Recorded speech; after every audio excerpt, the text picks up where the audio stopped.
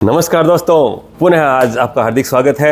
आज हम जो वीडियो बनाने जा रहे हैं कि किस महीने में क्या नहीं खाना चाहिए, इससे पहले वाली वीडियो में कि हमें कौन से महीने में क्या खाना चाहिए, और इस वीडियो में बताएंगे कि हमें क्या नहीं खाना चाहिए। इसके बारे में आयुर्वेद में एक कहावत है, चेते गुड़ ना बैसाखे तेल, चेते गुड़ ना बैसाखे तेल, जेठे पंथ न आषाढ़े बेल, सावन साग न भादो दही, सावन साग न भादो दही, कवार करेला न कार्तिक मही, कवार करेला न कार्तिक मही, अघन जीरा पूसे धना, अघन जीरा पूसे धना, माघ में मिश्री फागुन चना, ये 12 जो दे बचाए ता घर वैद कबहु नहीं जाए।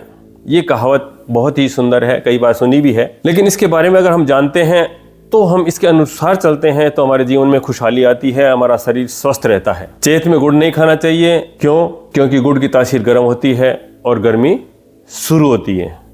ये हमारे शरीर में पित्त बढ़ा देता है, तो इस वजह से हमें गुड़ नहीं खाना चाहिए। चेते गुड़। अब बैसाखे तेल, बैसाख में भी जब गर्मी बढ़ जाती है तो तेल नहीं खाना चाहिए, क्योंकि तेल भारी पदार्थ होता है। तेल, घी, चिकनाई युक्त जो पदार्थ है वो हमें नहीं खाने चाहिए। इससे हमारे शरीर में पाचन संबंधी जो है बीमारियां शुरू हो जाती है, पाचन तंत्र को कमज़ोर कर देती है, इसलिए ये हमें नहीं खाना चाहिए। जेठे पंथ, जेठ में गर्मी, प्रचंड गर्मी होती है, जिससे बाहर जाते हैं तो लू लगने की संभावना होती है, डिहाइड्रेशन, पानी की कमी हो जाती है, इसलिए हमें यात्रा नहीं करनी चाहिए। और आषाढ़े बेल, आषाढ़ के महीने में बेल का रस नहीं पीना चाहिए।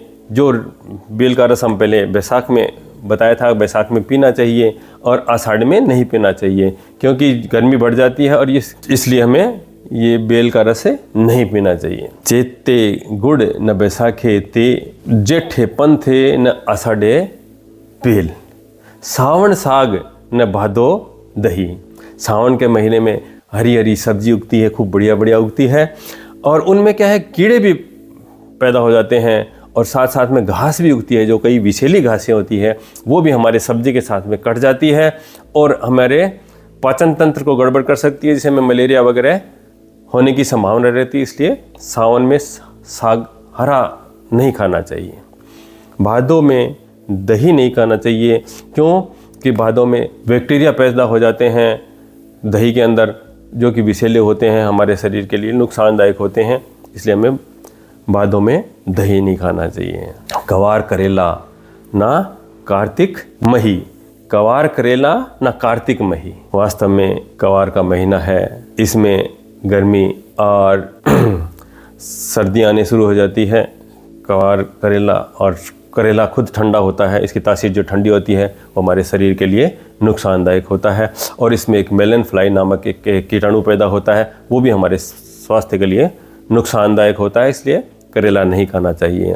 और कार्तिक के महीने में मट्ठा, मही, मट्ठा, छाछ, इस प्रकार के पदार्थ नहीं खाने चाहिए। ये भी हमारे शरीर में कफ बलगम बढ़ाने की में सहायक होते हैं, इसलिए इनको अवॉइड करना चाहिए। कार्तिक के महीने में छाछ, मट्ठा ये नहीं खाने चाहिए। अगहन जीरा पूस में धना, अगहन के महीने में जीरा नहीं खाना चाहिए, क्योंकि जीरे की तासीर गर्म होती है, इससे हमारे शरीर पर त्वचा संबंधी रोग हो सकते हैं, इसलिए हमें जीरा नहीं खाना चाहिए। माघे मिश्री न फागुन चना, माघ के महीने में मिश्री नहीं खानी चाहिए, क्योंकि इसकी तासीर जो है वो ठंडी होती है और महीना भी ठंडा होता है। और फागुन के महीने में चने का निषेध बताया है। हरे चने जो है कि भारी होते हैं और हमारे स्वास्थ्य के लिए लाभदायक नहीं होते हैं, इसीलिए हम देखते हैं कि होली के बाद ही हम, होली दहन में जब चने हैं उनके कच्चे कलियों को सेक के फिर खाते हैं, तब से ही ये चना खाना चाहिए, इससे पहले चने नहीं खाने चाहिए, क्योंकि हमारे स्वास्थ्य के लिए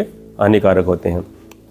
इस प्रकार ये जो 12 महीने का जो चार्ट है, 12 महीने ये चीज़ें हम नहीं खाते हैं तो हमारा जो है स्वस्थ तन रहता है, निर्मल मन रहता है और जीवन आनंदित रहता है। अगर हम ये वीडियो हम देख रहे हैं, अगर ये वीडियो में अच्छी लगी हो तो इसे लाइक करें, सब्सक्राइब करें और शेयर करें, ताकि किसी और को जानकारी मिल जाए तो उसका भी स्वास्थ्य है जो सही रह पाए। नमस्ते, धन्यवाद।